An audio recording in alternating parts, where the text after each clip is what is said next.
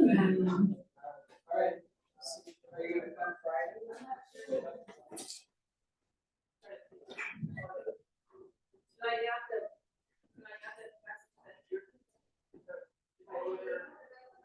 I'm ordering another one from here.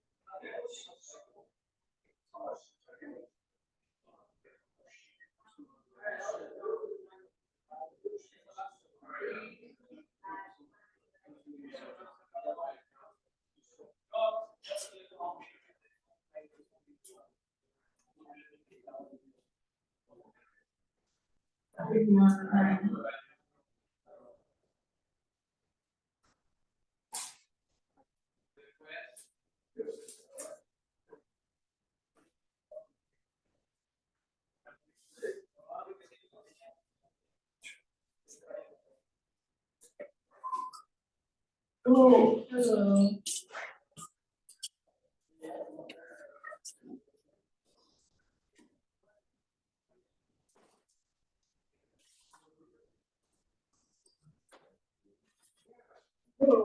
Hey, last time this. I've had a couple of started on Franklin. When he was over in France negotiating for our country. They didn't have any money, they didn't have any military. And he went over there, spent about 8 years, and it turned. If it weren't for France, the bottom line is we'd still be under England today. He convinced them, a very young democracy, and they were kind of about one of the revolutions. They were thinking about democracy too, it was their thinking. Well, they still had a king on the throne. He got deposed pretty shortly, Louis the 16th and all this. We got very into it, all this stuff that was coming up. But their thinking anyway. Good, how are you? The first one. Yeah. Not typical. I was ready to go to class. It's awesome. Yeah, All that stuff. I'll take it. Great. How are you? Getting started, breaking away from Britain. I'm embarrassed, I didn't know Quaku's brother's behind me. 'Cause at least one of us been here before. So she was named Jackson. I said, how likely was that?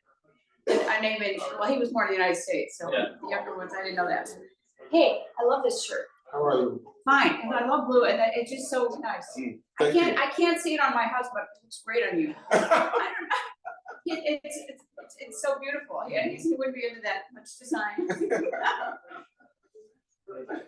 How are you? And how's everybody? They are doing good. What's the latest? Yeah. What's Paulina gonna do this summer? She said she will still doing some course Uh-huh, during the summer. there's no change. No change. You know, this was her, so this is, I guess if they're on semester, her first semester at UIC. At USC? Yeah. Good. So that was, well, she's like 3 years in it, back home. Yeah, right? yeah. And so, when I first met her, I heard she was going back to finish her last year on. Well, I mean, Did the credits transfer? Accept those credits, good. you know, once you finally get here, you know. Yeah. Yeah, I mean, you know, maybe going through my head too. I work with a nurse from Nigeria. I mean, just one day a month, we do a leprosy clinic. Okay. He's great. He's got 4 kids and he's a nurse at Cook County, but he does this leprosy clinic. Well, his oldest kid graduated from high school last year. Okay. So in the summer, they went to Nigeria Oh. and there was a bunch of trouble, right? And they wouldn't let him back out for a few weeks. So it's like, it affected me because one of the clinics, he wasn't there and I had to do it by myself. But, you know, I mean, he's a citizen here. And he's so nice. I said, how can they do that to you? He was, about 3 weeks he was detained. I don't know if there was Why is he doing it? Well, something was going on in Nigeria, what was, last 2023 July, what was, I don't know, political, some fighting or something. And the airport was a mess, you know, and the flights, it was too dangerous probably. But he came back, but he came back like nothing happened. Like, oh, I would have been a wreck. But now he's back, right? Yes, but I don't know if he's planning any more trips. Well, I've got 2 minutes. What about you? Do you tell your family there that I'll be there at a certain time, or, Second time, you know, do you just Time out. gonna stay? You know, to visit, I mean. I'm not planning yet. Mhm. Once my family are here. Yeah, please, I'm just thinking, take yeah. it easy. Yeah. My mom is here, my younger ones, everyone is here, so. Can your mom stay? Yeah. Yeah, great, wow.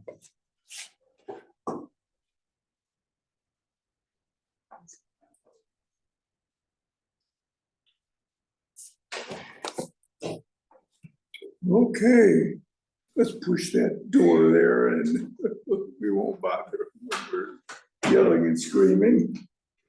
We're glad that you're here. We'll turn on the recorder so that you can all watch this on YouTube later and see how you look. But I was just gonna mention that Carlos has told us that his father is very ill in Honduras. And he'll be most likely going down there very soon. So let's keep him and his family in our prayers.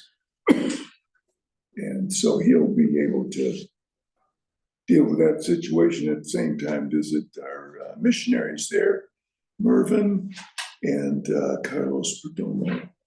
So anyway, something to add to the prayer list. We've been looking at the letter of James, and we turned to chapter 3 this morning. Now, in my Bible, the heading of chapter 3 is taming the tongue.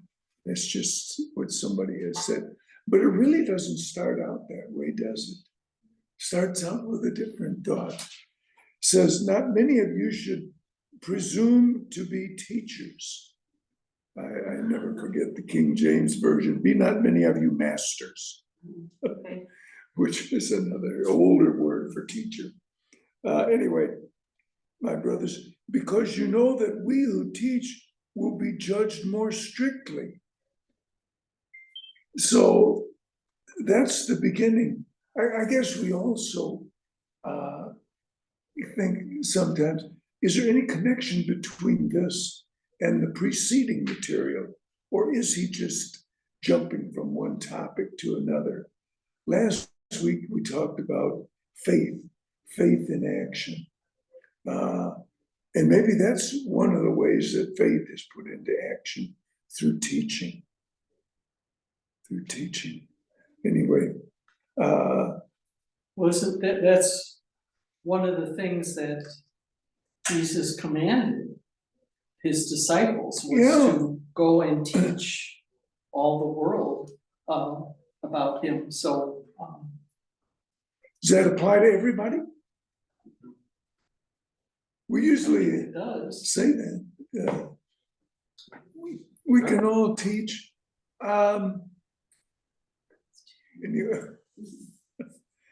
Maybe, what do we think of? Isn't it listed as one of the spiritual gifts, teaching? Yeah, Yeah, in Corinthians. prophesying, which is often interpreted, teaching too. And it's one of the qualifications for an elder, apt to teach. So often we think of teaching as in a formal class or in a class such as this, which I hope is informal. And you suppose that's what he's talking about here? That many of you should presume to be teachers. It's clearer when you say masters, because a master is a formal teacher in the English language, but anyway. It seems like he's saying this in a more formal Yeah, sense. I think so. But, I mean, we all teach even non-verbally, Yeah. because, Okay. people learn, I think, they learn what we believe in some ways by our actions, Yeah. because our belief, our faith should lead us to, act in a certain way. Okay. Well, then what's his point? I think his point is proving to the Christians, because in this one he's talking to the Christians, Yeah, that many of us, Christ said we should go and proclaim his word. yeah, So many of you should presume as teachers, what we learn or what we know, we have to let others to know the same or hear from us, from our mouth. Because the Jew, they always refer to the teachers as the religious leaders. The religious leaders are okay, the teachers. yeah, yeah, So, I mean, he's encouraging all the Christian brethren to be, I mean, at least say something out there, what they hear and what they learn, to others to accept Jesus. Jesus told his disciples, go and, spread the word. But there were times when he said to them, don't tell what you've seen. Don't tell anybody what you've heard right now. And we say, well, why did Jesus say that? He wasn't ready for the word to be taught, or was it that the apostles at that time didn't really understand what was going on and might mislead people about the nature of the kingdom? Maybe that's a kind of a admonishment here that James, because he actually says, we who teach, so he's including himself as one of these people who will be judged more strictly.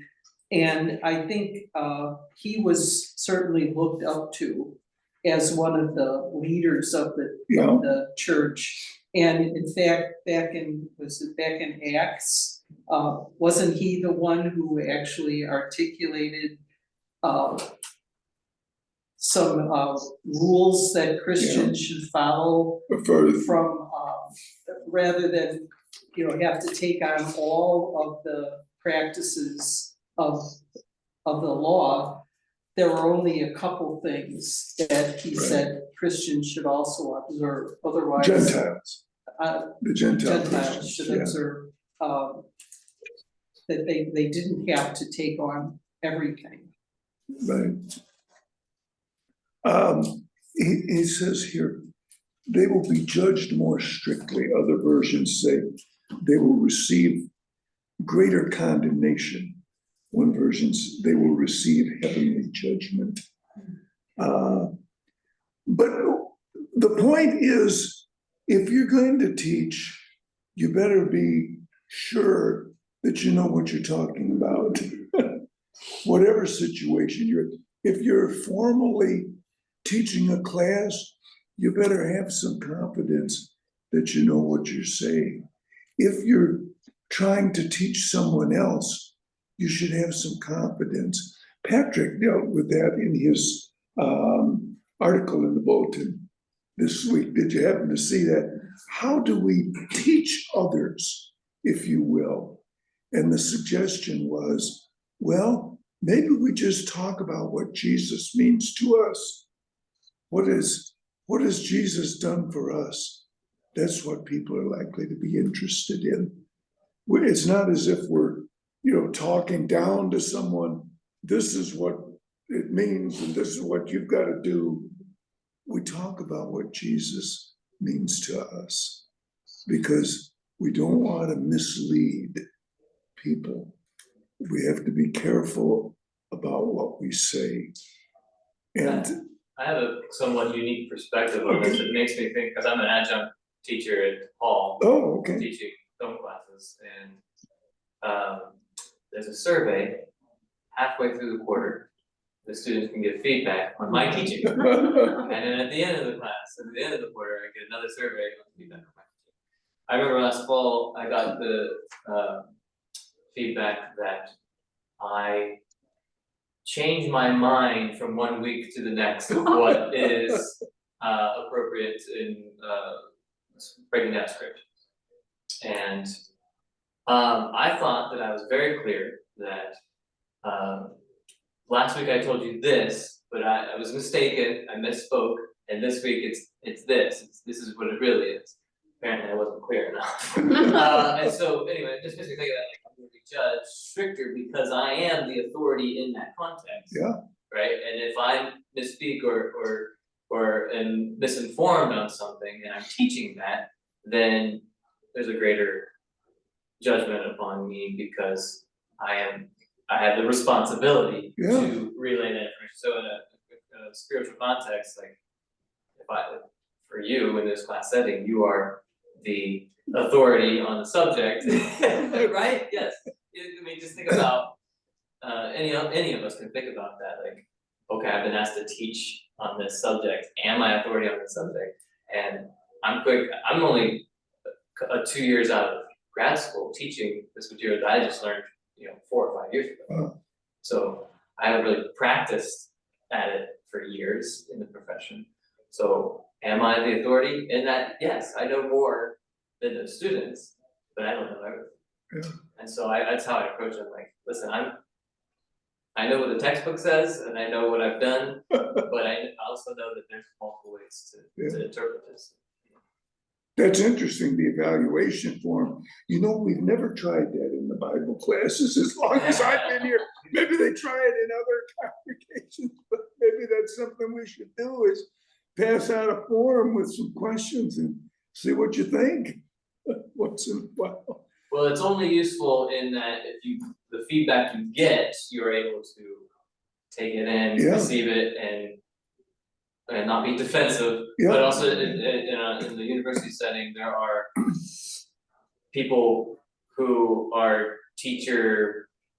You know what I mean? Like there are people like if I'm struggling with this aspect of teaching, I can go to an advisor of sorts to be like, hey, I'm struggling with this, and they can help me figure out how to best teach.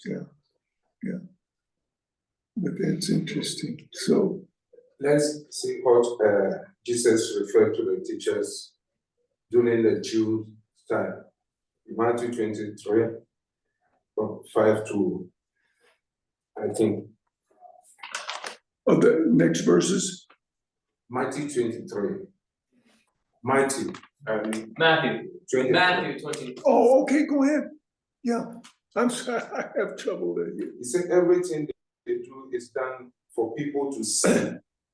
They make their physical word and the tassels on their garment long. They love the place of honor as banquet and the most important seat in the synagogue. They love to be greeted with respect in the marketplaces and to be called rabbi, which means teachers. Yeah. 8. But you are not to be called rabbi, for you have one teacher, and you are all brothers. And do not call anyone on earth Father, for you have one Father, and he is in heaven. So you can see the type of teachers they have, as we are talking about, and how, as for Christians, how Jesus is differentiates the two, how we, the Christian, to see ourselves, how Jews see their teachers. the teachers, the respect they want, how they honor themselves, everywhere you appear, they will, patrol themselves, you will see that, Yeah. those are the teachers. Yeah. Those are the teachers. But for us, for Christian brothers, when we meet, you will not see our teacher until the teacher sits and reveals himself. In Christian teaching, we want people to see Jesus, not Jesus. us. That's a good point. So, anyway, it's something to think about. That the Lord hears everything we say and we're judged by it. We should all be teachers, yes, but make sure we're teaching in accordance with the Lord's will. Whether it be in a formal class or whether it be with your children or whether it be in another, just a conversational setting where there's teaching going on. So that's, he begins that way, but then he goes on, verse 2. We all stumble in many ways. We can agree with that. If anyone is never at fault in what he says, he is a perfect man, able to keep his whole body in check. So we can see the train of thought there, teaching, and teachers do a lot of talking. We try to spread it around, but get others talking, but teachers seem to do a lot of talking. And he says, that's a temptation to keep the whole body in check, especially what you say. And then he jumps right into that. When we put bits into the mouths of horses to make them obey us, we can turn the whole animal. Or take ships as an example. Although they are so large and are driven by strong winds, they're steered by a very small rudder. And wherever the pilot wants to go. Likewise, the tongue is a small part of the body, but it makes great boasts. Consider what a great forest is set on fire by a small spark. The tongue also is a fire, a world of evil among the parts of the body. It corrupts the whole person, sets the whole course of his life on fire, and is itself set on fire by hell. All kinds of animals, birds, reptiles, and creatures of the sea are being tamed and have been tamed by man, but no man can tame the tongue. It is a restless evil, full of deadly poison. So it's a dangerous thing. What's the solution? Don't speak. Don't speak. That's what he says back in chapter 1, isn't it? Be quick to listen, slow to speak, and slow to become angry. Say less, you're likely to make fewer mistakes. But how do you control the tongue? Is the tongue really the problem? I'll tell you that we had a member here a few years ago that, he was a very sensitive man, a sensitive Christian, and he said some things that he wished that he had not said. And so he was ready to take a knife and cut his tongue out, literally. And he did cut his tongue before didn't cut it out, before his wife and his family stopped him from doing that. Was that the way to control the tongue? No, that's the way to get an infection. So, but that was interesting, because Jesus said, if your arm offends you, cut it off. If your eye offends you, pluck it out. He applied that to the tongue. No, Jesus didn't mean that literally. He had some other problem. What's that? His teaching about, cutting your hand or something, that he was not talking literally. Yeah. Is the tongue the real source of the problem? No, hurt. It's the heart or the brain, wherever the thoughts that are expressed are formulated. And that's what I thought you'd say. I wonder, if Paul were to write today, not Paul, James, if James were to write today, would he talk just about the tongue? Or would he talk about other things? Yes, he will say just Like, about, what's that? he will say just about the tongue. He would talk about the Without tongue, the tongue, you can't speak. okay? Yeah, if you cut off your tongue, You you cut can't off your speak. tongue, you can't speak. That's it. So what you're supposed to control is your tongue. Okay, What's coming from your mind is the tongue that will bring it out. it comes out so What fast. comes from your heart, the tongue, the one bringing it out. Yeah. So when you control the tongue, when you control the tongue, I mean, there's a lot of, this thing will be, I mean, Yeah, very patient for, you see? Yeah. So the tongue is the one getting the problem. Every fight thing that is coming is the tongue. that's true. And, I would say typing. The fingers that's gotta what- go, because that's what I was people gonna say. text post all kinds of nasty things. And they hide behind the anonymity of the internet. or- Yeah. I say the word right. Yeah, I just wonder if, as I was saying, if James was writing today, would he include some of these sites like TikTok and well, I don't know them all, by the way. That's the one kind of in the news. What are some others? Instagram, Facebook, you know, Instagram. where, X, kids what's use that? X. Twitter is now X, they're called X.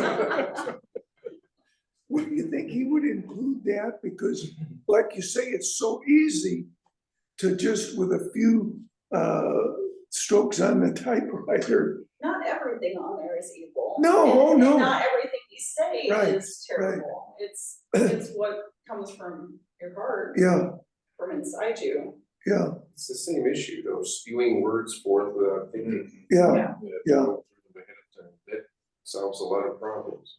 Yeah. If you do that. What James is saying, you can't click that because whatever you are saying right now is true. But what is bringing it out? That Right. is the point. right. What is bringing it out? The heart is bringing it out. No, the heart is not bringing it out. Well, It's the tongue that is it bringing comes from everything. the heart. Yeah, you can, like our sister was saying, tapping, if the tongue cannot bring it out, when you are saying it and you don't have the tongue, you can do what? Tapping. Yeah. That's why you say, let me control my hand. Let me control my fingers. Yeah. For what I'm tapping. But to speak is quite stronger than tapping. You think so? Yeah, if you read Okay. the thing, that one, you are reading it. Okay, It's quite minimal things done, speaking it out, straight ahead to the Pharaoh to Yeah. hear. Only one speech, you do one speech, it will destroy everything around you. that's right. One speech. Just a few words, it's like a poison. Just imagine yourself, the way that you think of people. It's based upon what they say. Yeah, And yeah. just a few words, you know, we kind of typecast people. Oh, that person, I don't know, that person swears, or we've all met people like that, or that person is not respectful toward God. Just on a sentence or a few sentences. We don't want people to judge us that way. We want people to say, well, yes, he or she said that, but I know they really didn't mean that because it's not them. And that's the way we want people to judge us. But when we're judging others, it's based upon often just a few words of what we hear. I think on a neurological level, we have thoughts come and go. They're in our mind, no one else knows our thoughts.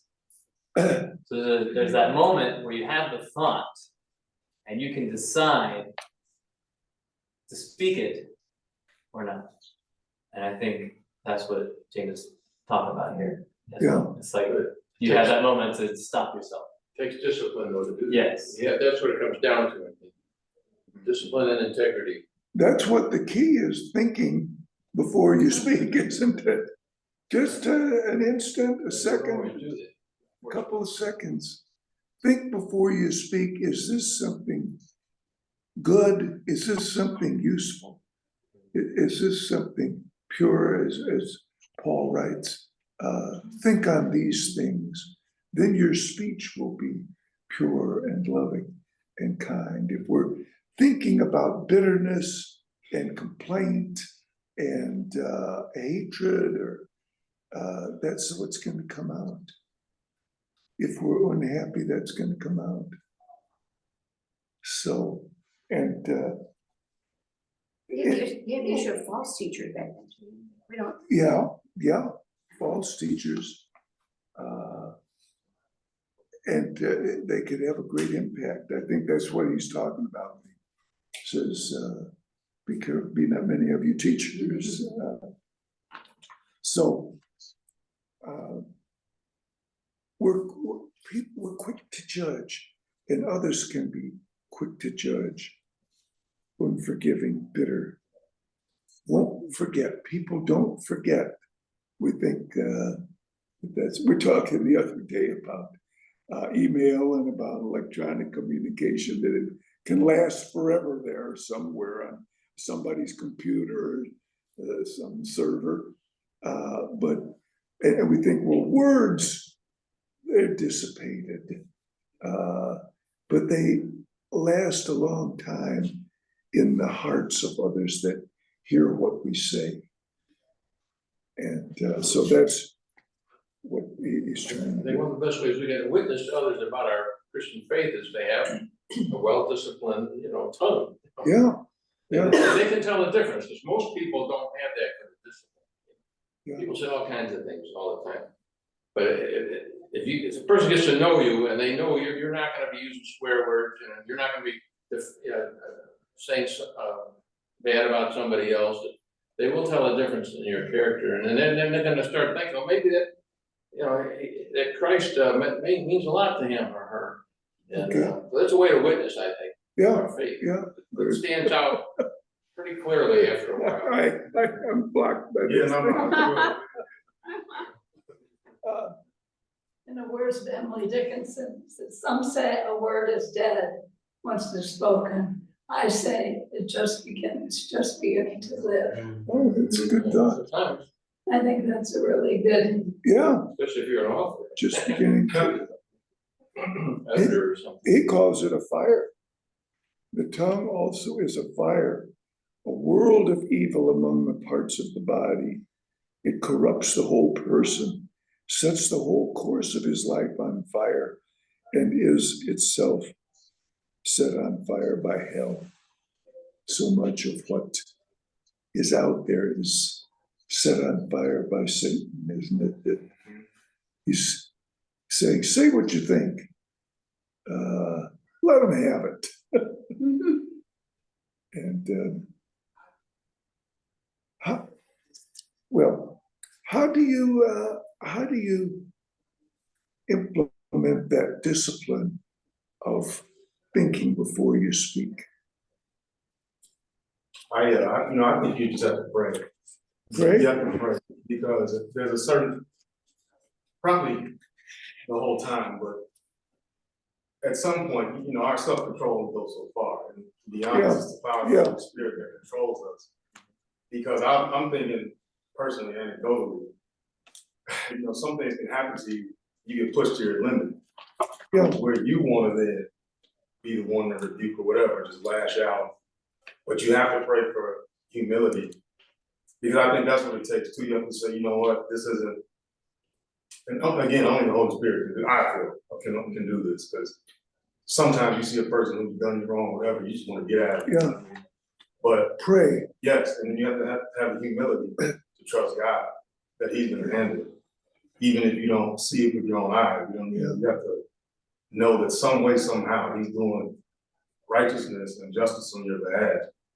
That's very, for me, that's very. I'm very honest, like that's, because I'm real, me personally, and I know that I've been tested in this way, it's like when I feel something or when I have a principle about something, like that's it, like I'm rigid, I'm stringent, there's no like, and I feel like, all right, I gotta handle this, this needs to be like, Yeah, even when in Patrick's sermon, he was talking about, you know, those who commit crime, this stuff I already knew, it grinds my gears. I'm like, how do these guys feel? yeah, Like, how do you even have the audacity?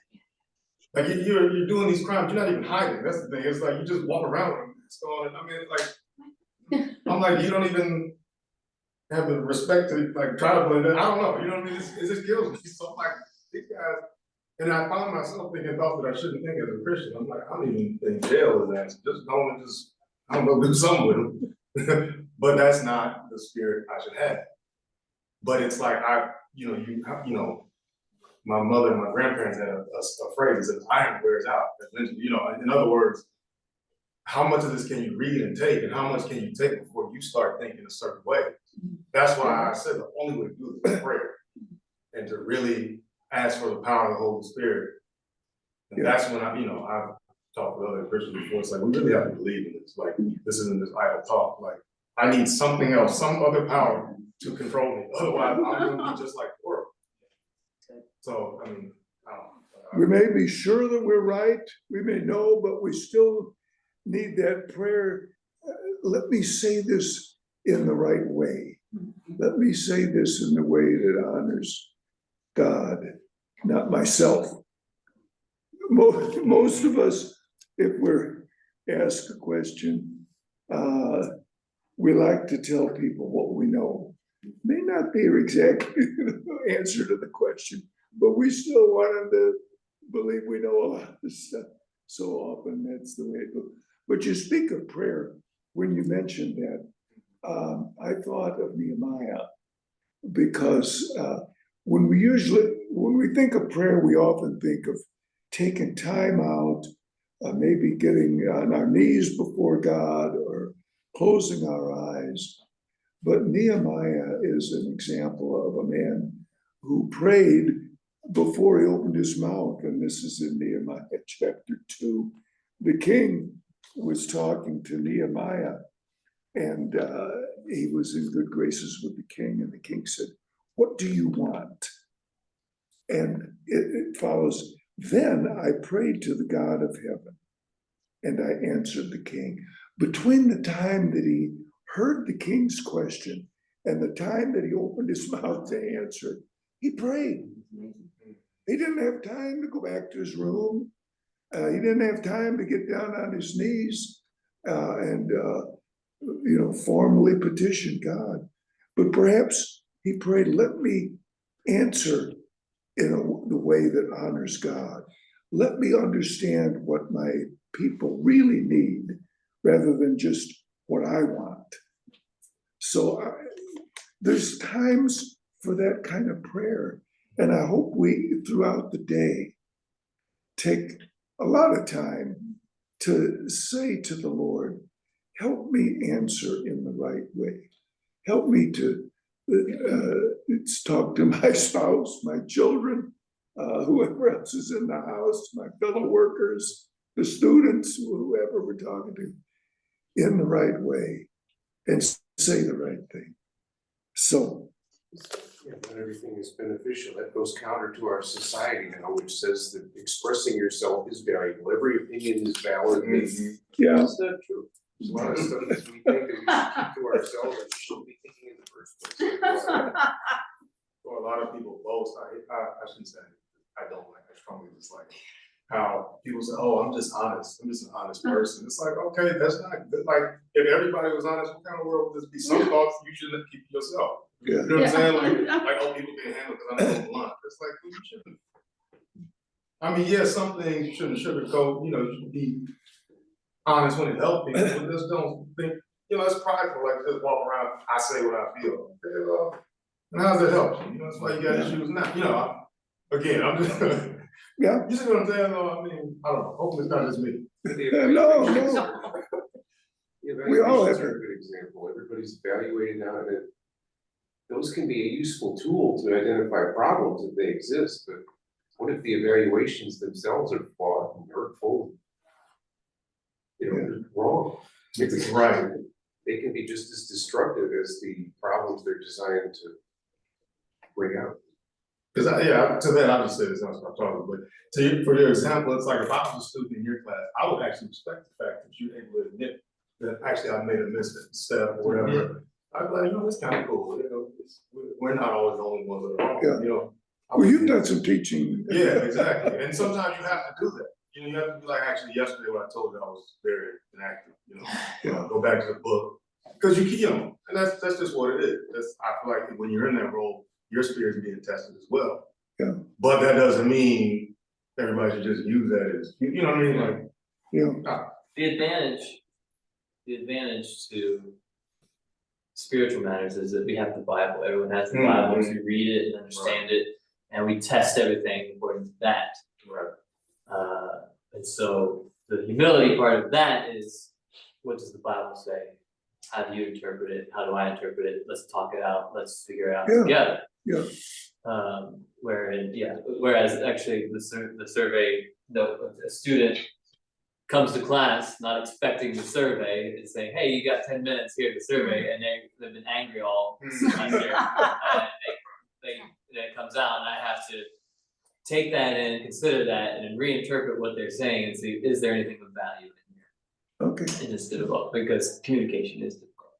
Now, we were talking about spiritual values. With the tongue, we praise our Lord and Father, and with it, we curse men who have been made in God's likeness. Isn't that, we want to honor God, but we often say some things about other people that are not good.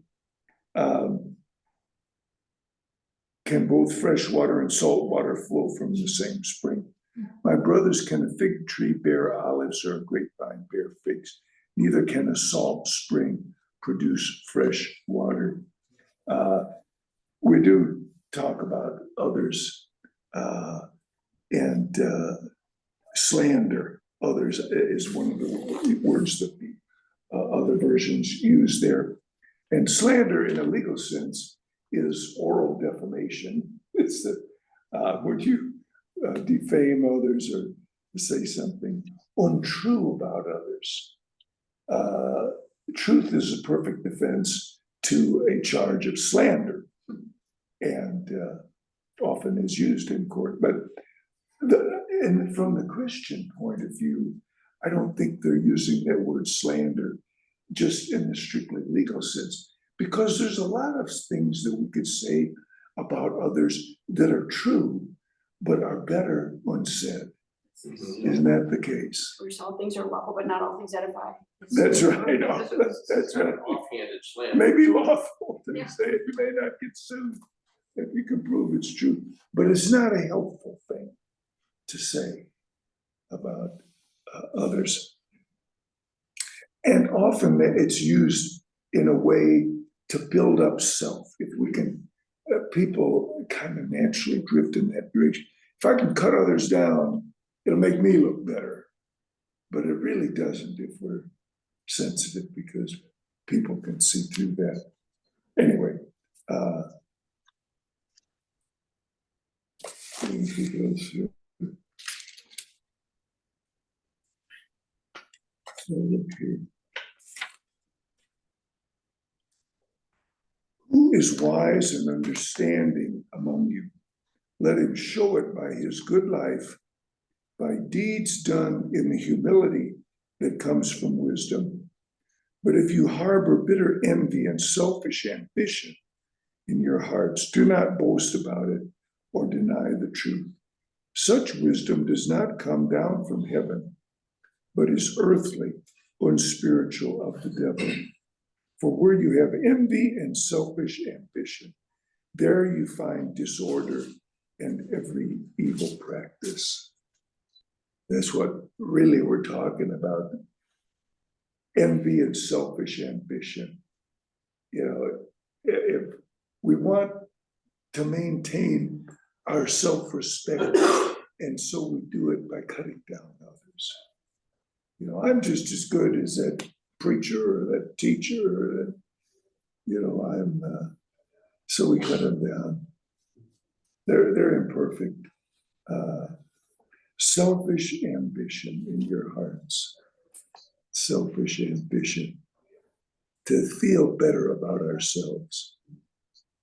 We need to feel good because God loves us, not because we're as we are so often constantly comparing ourselves with each other. If we can find someone that we think we're better than, then makes us feel good. It's, I don't know, tough to get rid of that. But he says, one of the ways you do that is let him show it by his good life, by deeds done in the humility that comes from wisdom. If we're busy doing deeds, serving others, helping others in the home, in the workplace, in the school, wherever it might be, then there's less time for that selfish ambition and envy to flourish. It's when we take the time to let those thoughts grow in our minds. One writer called it reverie. Thinking, taking time just to think about ourselves. Reverie, and it's a dangerous thing. If we can think good thoughts about things that we should be doing, but if we just harbor and think about self too much. Anyway, the wisdom that comes from heaven is first of all pure, then peace-loving, considerate, submissive, full of mercy and good fruit, impartial and sincere. Peacemakers who sow in peace raise a harvest of righteousness. Jesus said, blessed are the peacemakers. So those are the kind of the thoughts of, similar to what Paul said about things to think about. Think about things that are pure, not things that are impure thoughts. Then peace-loving, considerate. The older version says, things that are gentle. Be submissive. The older version says, easy to be entreated. It's an interesting thought. Mine says willing to yield, open to persuasion. Okay. Be willing to yield. And then easy to be entreated. Did you ever meet somebody, if you ask them to do something, oh, they'll do it, but they'll let you know that they really didn't want, or they'll let you know they're really doing you a big favor by doing it. You don't like to deal with those people, right? You like someone, if you would ask them something, yes, very graciously, I'd love to do that. Easy to be entreated. Submissive. Are we submissive? Are we submissive when we drive our cars? They have signs on the expressway now about road rage. Don't let it take in poems and stuff like that. That's one aspect of it, but there's others. Submissive. Yes, you may know more than I do. I don't know it all. Full of mercy and good fruit. Impartial. And that's what one, the older version says, without variance, which is not firm in your views, but not unkind. I don't know how, impartial, not with prejudice toward others. Sincere, not hypocritical, not willing to confess. Peacemakers who sow in peace may harvest of righteousness. Matthew 5:9.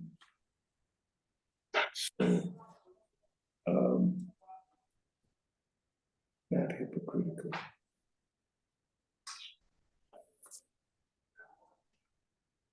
Well, we have a minute left. I'll share with you a story that a brother in Christ shared with me the other day on the internet. You can see what you think about it. It was about a group of Christians that were meeting in a country where Christianity was persecuted.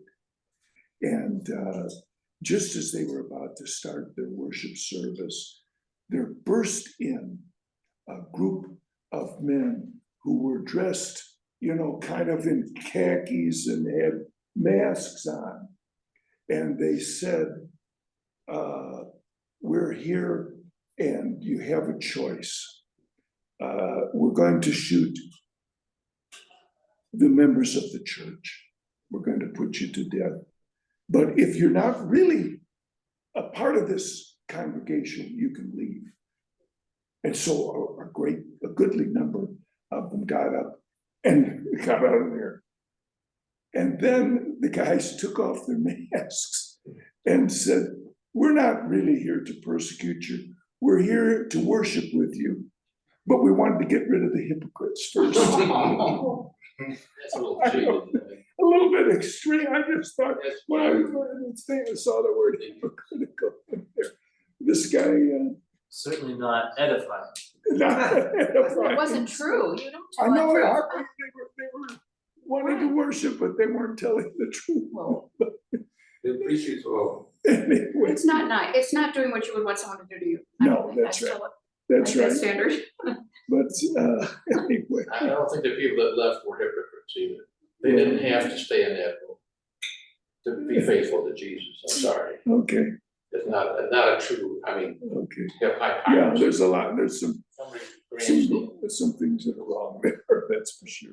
yeah, we can't let that describe what we do in the extremity of emotion. Yeah. Okay, Jesus doubted the plan to go forward as a sacrifice in the extremity of his emotion, but okay. we don't blame him for that. God didn't blame him for that. Sometimes it's easier, if someone were to ask you that question, it might be easier to say, yes, I'll give my life. Sometimes it's harder to live from day to day than it is, to make an extreme decision like that. It's sometimes harder just to maintain faithful for days, weeks, and years. But anyway, that's the third chapter. Do you have any comments? Maybe that wasn't the best story. I can imagine that stunt being done at some churches, Yeah. those fellows being shot right away. They're taking their own life. This was Ronald Johnson. Oh, You brother. know Ronald. Okay, thank you very much. Yeah. Thank you for listening. It's true. In some places, they don't fire on guys and shoot people. It's just right or arrest or something. All right, Okay. take care. I took an Emily Dickinson course. That was a good one, Oh. yeah. That's a good quote. I had never heard that one. You've heard that? No, I hadn't. Yeah. A lot Who's, of truth in that, is this Linda? the, Yes, I'm here. Linda, hi. How you doing? live on. Oh, I'm not feeling too well today. Oh, I well, loved her. Step on you. Oh my we're, goodness. you're in our prayers and, Yeah. you and your husband. Thank you. Okay, If you were coming that's in this gonna way, turn it off. I'd wind them up some more. No, I didn't turn it off. I'm still here. No, That's no. okay. We'll get it from this end. I don't know how Okay. to turn it off, Linda. She was. Matt will do it. Linda, God bless. Miss you. Miss you too. Thank you. Yeah, she's. Didn't have a real positive